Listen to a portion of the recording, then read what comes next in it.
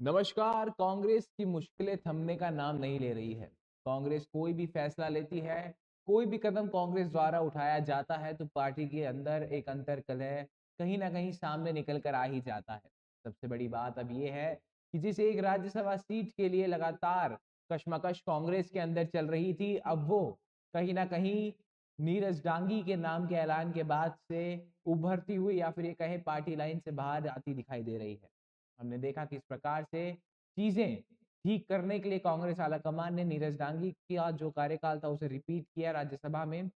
और लगातार ये खबरें थी कि एक दलित नेता को राज्यसभा भेजकर जो कोर वोट बैंक या फिर जो वोट बैंक की राजनीति कांग्रेस कर रही थी, वो कहीं ना कहीं कांग्रेस इसमें कामयाब साबित होती दिखाई दी। पर सबसे बड़ी बात यहाँ पर ये निकल कर आई कि जैसे ही जब नामांकन के लिए नीरज डांगी के साथ कांग्रेस के वरिष्ठ नेता, कांग्रेस प्रदेश अध्यक्ष गोविंद सिंह डोटासरा और जो नेता प्रतिपक्ष है टीकाराम जूली और पूर्व मुख्यमंत्री अशोक गहलोत के साथ जितने भी कांग्रेस नेता थे वो नामांकन भरने के लिए जा रहे थे, उससे पहले एक तस्वीर और एक वीडियो निकल कर आती है जिस पर लगातार फिर से विवाद शुरू हो जाता है। पहले कांग्रेस पीसीसी द्वारा सचिन पायलट की फोटो काटने पर विवाद जब मचा, उसके बाद सचिन पायलट को इस नामांकन में भी नहीं बुलाया गया।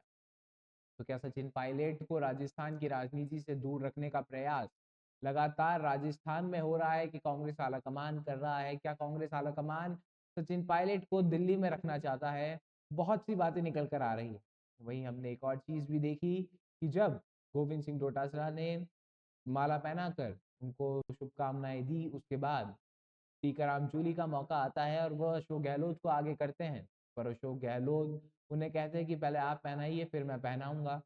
उसके बाद अशोक गहलोत माला पहनाकर उनका स्वागत करते हैं, उन्हें अभिनंदन देते हैं।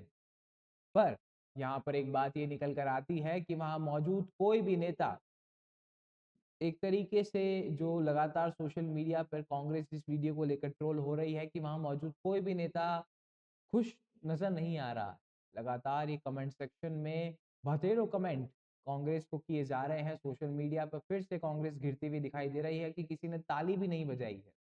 तो क्या नीरज डांगी के एक तरीके से राज्यसभा जाने से कांग्रेस के अंदर एक बड़ा धड़ा नाराज है? क्योंकि अशोक गहलोत तो खुश हैं क्योंकि उनके जो करीबी नेता है वो राज्यसभा जा रहे हैं। हालांकि ये जो बैलेंस लगातार अप्रोच कांग्रेस के अंदर अपनाई जा रही है वह बताती है कि किस प्रकार से चीजें आने वाले समय में ठीक होने वाली है कांग्रेस के लिए। पर जो अंतर कलह है, जो अंदर खाते लड़ाइयां, जो दूरियां हैं, वो अभी भी कहीं ना कहीं कम होती नहीं दिखाई दे रही। लगातार कांग्रेस इस तरह के कृत्य कर कर अपनी विरोधी पार्टियों को मौका दे देती है उन्हें कटघरे में खड़ा करने का। सबसे बड़ी बात यहाँ ये निकल कर आती है कि अगर कांग्रेस ऐसे ही करती रही, कांग्रेस आला कमान अगर इन चीजों को सुलझाने में नाकामयाब रहता है, तो आने वाले समय में चीजें शायद खराब होती दिखाई दे सकती है। अब देखना ये होगा कि भाजपा क्या अपना उम्मीदवार तीसरी सीट पर उतार कर नीरज डांगी को चुनौती दे सकती है, या फिर शांतिपूर्वक जो एक सीट कांग्रेस के खाते में जा रही है वो जाएगी। नीरज डांगी एक वरिष्ठ नेता है कांग्रेस के। कांग्रेस आलाकमान का उन पर विश्वास जताना ये बताता है कि कांग्रेस अब अपने उन नेताओं को रिवॉर्ड करना शुरू कर चुकी है जो कि लगातार मेहनत किया करते थे। पर वहीं इससे उल्ट सवाल ये भी बनता है कि क्या सचिन पायलट को रिवॉर्ड कब मिलेगा? 2028 में अगर कांग्रेस जीतती है तो क्या सचिन पायलट को रिवॉर्ड दिया जाएगा? वो नेता जिसने पगड़ी पहनने से मना कर दिया था, इनकार कर दिया था, उन्होंने कहा था कि जब तक मैं कांग्रेस को 21 सीटों से बहुमत तक नहीं लेकर आता या कांग्रेस की सरकार जब तक राजस्थान में नहीं बनती मैं पगड़ी नहीं पहनूंगा। क्या उसको जो मुख्यमंत्री का ताज है वो कांग्रेस पार्टी पहना पाएगी? क्या जिन चीजों का वो हकदार है क्या उसे कांग्रेस में वो मिल पाएगा?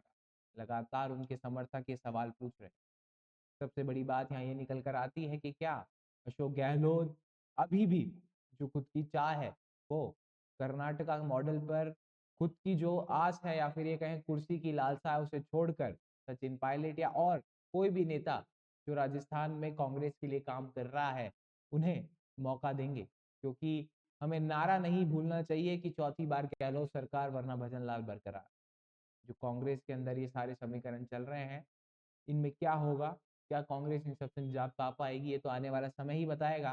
पर सबसे बड़ी बात यहाँ ये निकल कर आती है कि सचिन पायलट आज भी गायब रहे और ये मुद्दा कहीं न कहीं सोशल मीडिया पे फिर से उछलता दिखाई दे रहा है।